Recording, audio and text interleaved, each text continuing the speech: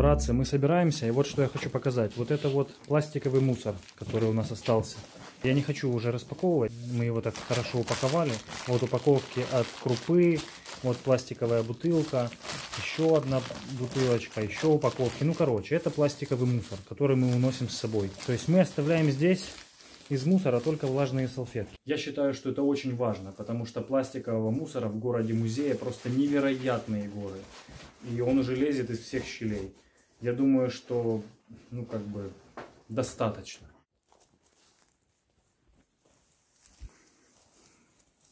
Братцы, мы на песчаном плато. И, как вы можете заметить, мы с большими рюкзаками на песчаном плато. И возникает, я думаю, у многих из вас закономерный вопрос. Какого хера ты, как бы, идешь на выход выбрасываться через песчаное плато? Никаких путей сообщения с внешним миром, ну, через песчаное плато найти невозможно. То есть мы идем как бы в противоположную сторону. Однако я приоткрою вам завесу тайны. Мы собираемся сделать, я лично, инициатор данной идеи, я собираюсь сделать на свой день рождения некую безумную штуку. Я хочу забомбить электричку. Забомбить не в смысле покрасить, нарисовать на ней что-то, нет. В смысле доехать на электричке до города Славутич. Это немножко безумно, я знаю. Вот. Но, блин, ребята, я как бы уже очарован данной идеей, и это выше моих сил. Мне страшно, я не буду скрывать. Адреналин прет. Плюс адреналин вперемешку с радиацией на песчаном плато прет. Потому что песчаное плато место довольно фонящее. Но как бы мы уже все, мы уже стартанули. Пути назад нет. Но пасаран. Ни шагу назад. Поэтому будем пробовать. Будем пробовать. А вы оставайтесь вместе с нами. И не вздумайте перематывать. А то пропустите самые интересные моменты. Лене иногда приходят в голову совершенно дебильные идеи. Вот только что она решила сделать прямой эфир и показывать все это безумие в прямом эфире. Прежде чем весь движ начнется, я должен сказать, это все постановка, это постановочная локация и игра актеров.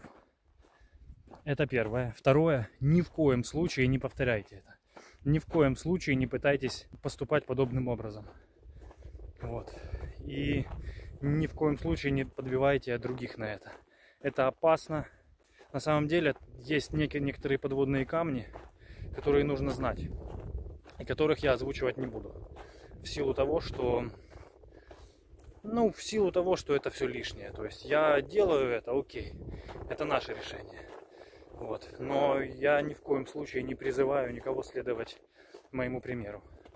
И, конечно же, если вы не будете знать этих нюансов, как там все работает, как оно все приходит и уходит, как...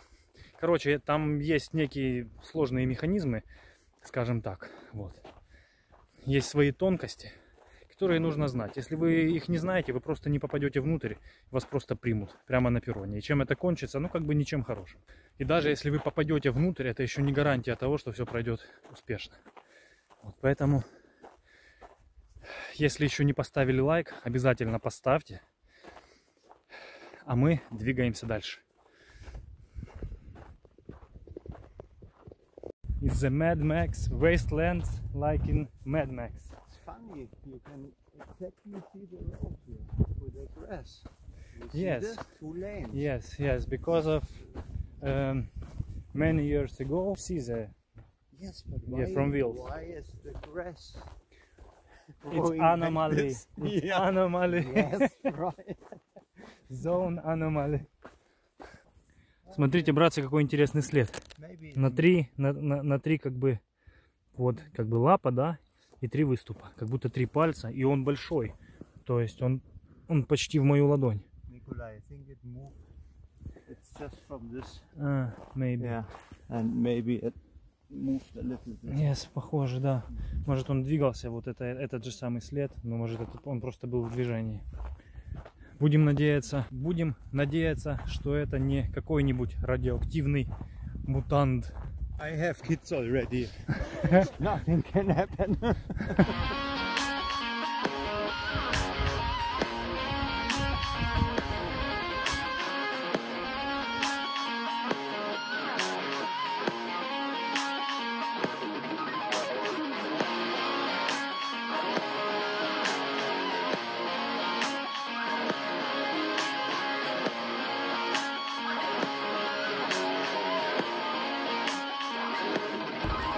На выходе с песчаного плато мы наткнулись на вагончик. Насколько я помню, я ходил здесь уже столько раз, но его не было. Я не знаю, либо мы как-то иначе пошли, либо его только что поставили. Такой, знаете, кунг. Вот прямо на выходе этот кунг. Это нам усложняет путь. Теперь нам нужно обходить, идти по лесу. Но ничего, я думаю, мы справимся. Обходим кунг, этот вагончик. Вот зашли в низину, как бы, ну, нам пришлось чуть вернуться, чтобы его обойти. Вот это как бы обязательное условие, скажем так. Иначе никак. Прямо точно мы не пойдем. Животные тоже обходят вагончик. Видите, сколько следов? Все здесь ходят. Идем звериными тропами.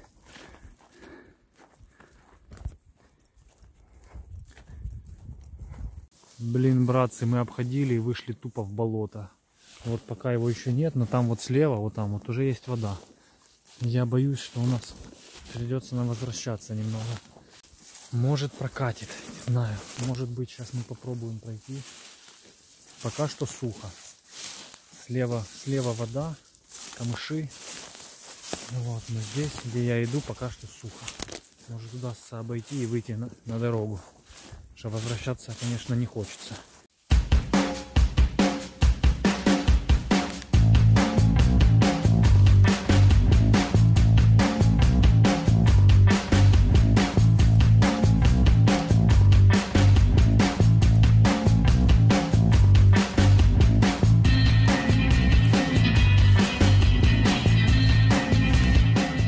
Походу получается у нас. Мы вот обошли эти камыши, вышли из низинки. Вот здесь вот у нас сосновый лес уже начинается. И это большой плюс. Здесь уже сухо. В любом случае мы сейчас можем пройти по сосновому лесу. Там воды нет. Там такой песчаник как бы. Лоси, братцы. Мы тупо наткнулись на двух лосей. Смотрите. Не стоят и смотрят на нас.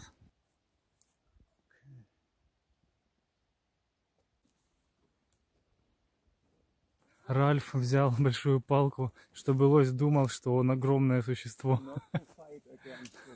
Никогда не... No? Never ever, first time. Поздравляю. Мы обойдем по лесу, потому что здесь очень может быть, что здесь, ну, есть затопленные участки. И это будет слишком. Сейчас по ним пролазить, пробираться. You don't see like this before? No, never so big. I have to make a selfie with you, no? Это просто монстр. Он больше, чем моя голова. Причем моя голова дредастая, вы должны понимать. Смотрите, он больше, чем моя нога 43-го размера. Он просто огромен. Он просто огромен. Смотрите. Hands. Yes. Yes. 4 ладони. Такое вот болотце. Наконец-то вышли на дорогу. Фух, это заняло, блин, слишком много времени. Это заняло, блин, больше получаса. Мы бы уже были возле моста. Однако. Ну, ничего, ладно. Мы не унываем. Думаю, все у нас получится. Главное, что лес, чаща, все эти озера позади. Теперь нам надо только идти по прямой к ЖД-станции.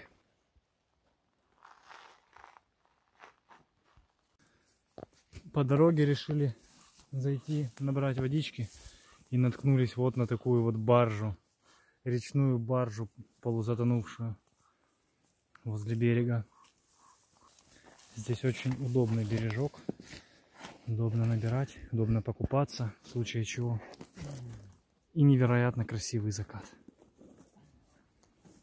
Смотрите, посредине реки плывет бобер. Или бобер, или выдра. Я сначала подумал, что это какая-то палка, но он меняет направление. Мы на рельсах, братцы. Мы на рельсах. Впереди станция. Сейчас нам надо в ритме танца бежать на семиходы. И там уже дело техники. Братцы, мы невероятно близко. Вот саркофаг. Блин, до него рукой подать. Я не могу включать фонарь. Понимаете? Я поэтому в темноте и могу говорить только шепотом. Нам до семиходов метров 200. Мы идем по рельсам. Это все, конечно, очень стрёмно. Это окна электрички. Белые такие, чтобы вы понимали. Нам до нее 50 метров.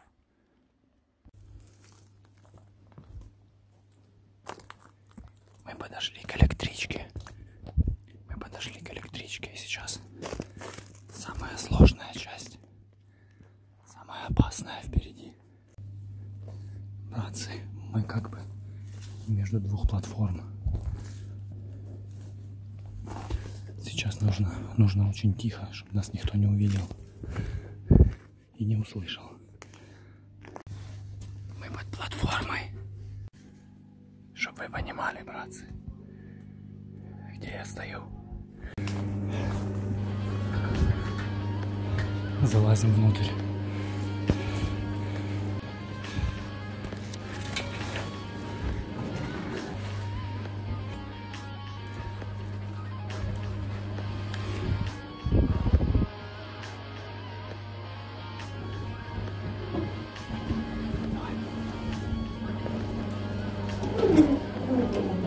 Заходите, давай ты.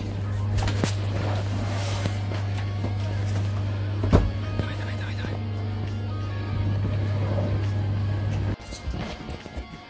Сейчас нам главное переодеться, снять камуфляж, переодеться в нормальную одежду, спрятать рюкзаки под лавки и сидеть ждать отправки. Ну что, индеец. Братцы, это просто пиздец. У нас получилось. Ребята, это капец. Теперь осталось дождаться отправки и уехать. Фух. Братцы, чтобы вы понимали, наш немецкий друг потерялся. Он в какой-то момент просто испугался лезть под электричку и повернул обратно. И тупо потерялся.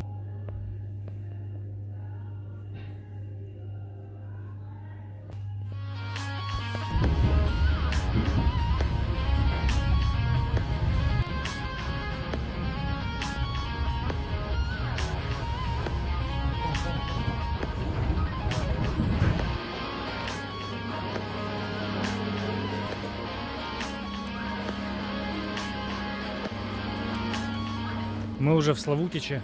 Сейчас будем идти на машинку, на Блаблакар и двигаться в сторону Киева.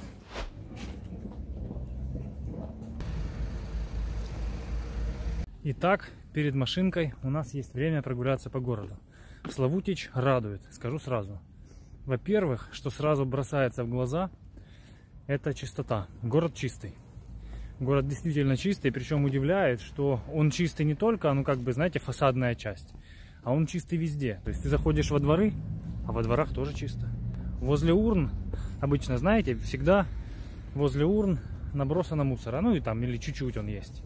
А здесь нет. Здесь даже возле урн чисто. Дворы облагороженные, улицы широкие, везде газон. Гулять по городу приятно. И, что не менее важно, жить в городе тоже, соответственно, приятно. Город маленький, и можно сказать, что он планировался и воспринимается людьми вообще как город пешеходный. Здесь нет общественного транспорта. Вот эти остановки, которые стоят, они на самом деле были установлены, когда возникла необходимость возить людей на работу. Большая часть людей работает на станции или на близлежащих объектах. Например, здесь есть рядом мусоросжигательный завод. большей частью людей туда возят. Поэтому остановки служат этой цели. Но общественного транспорта как такового, трамваев, маршруток, автобусов, троллейбусов здесь просто нет. И это даже как-то удивляет тебя. Потому что, ну, я других таких городов не знаю. Действительно. Городок небольшой. Здесь живет 25 тысяч человек. Хотя изначально количество жителей планировалось, что здесь будет жить 50 тысяч. Вот. Благодаря этому здесь построена довольно большая больница, большая пожарная часть. Еще что интересно. Его строили в советское время, и его строили представители разных советских республик. Его строили, например, люди из Еревана, из Баку. И кварталы, построенными этими людьми, они, соответственно, носят такие же названия: Печерский, Бакинский, Ереванский и так далее.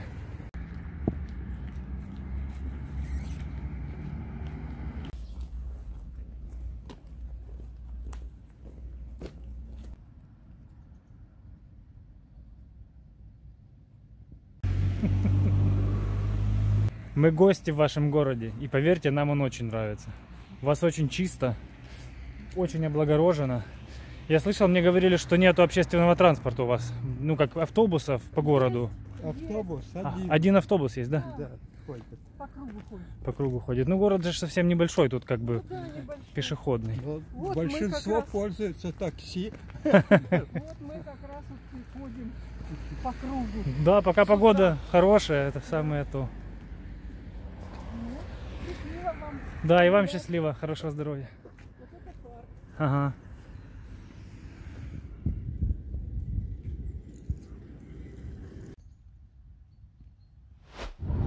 Вы залазили через шлюз под саркофаг? Да, я залазил под саркофаг. Но это было связано с работой. Там тоже не будет. Лучше не лезть туда, куда не надо лезть. Ну да. Ну, интересно было, конечно, андеграунд такой жесткий. Тем более мне тогда год 23-24 был. Молодой, горячий. Сейчас бы этого не полез. Качественно делает. В последнее время хорошо делать стали.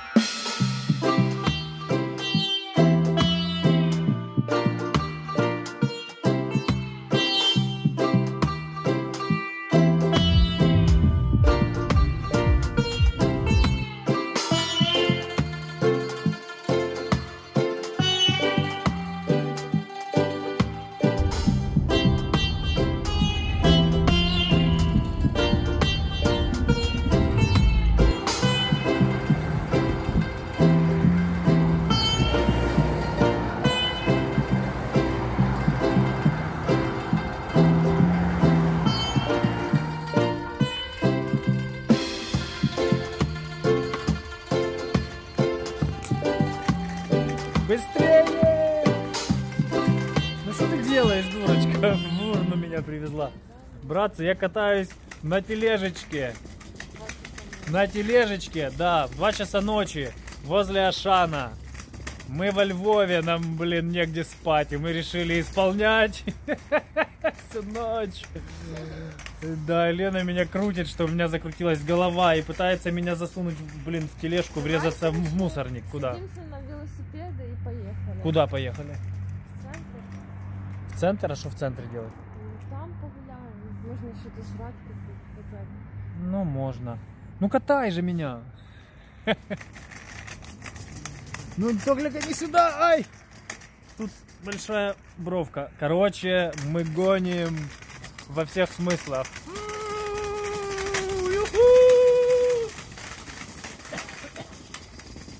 А где наши рюкзаки? Украли уже? А, не на той остановке. Ладно. Не знаю, что мы будем делать. Спать, наверное, пойдем.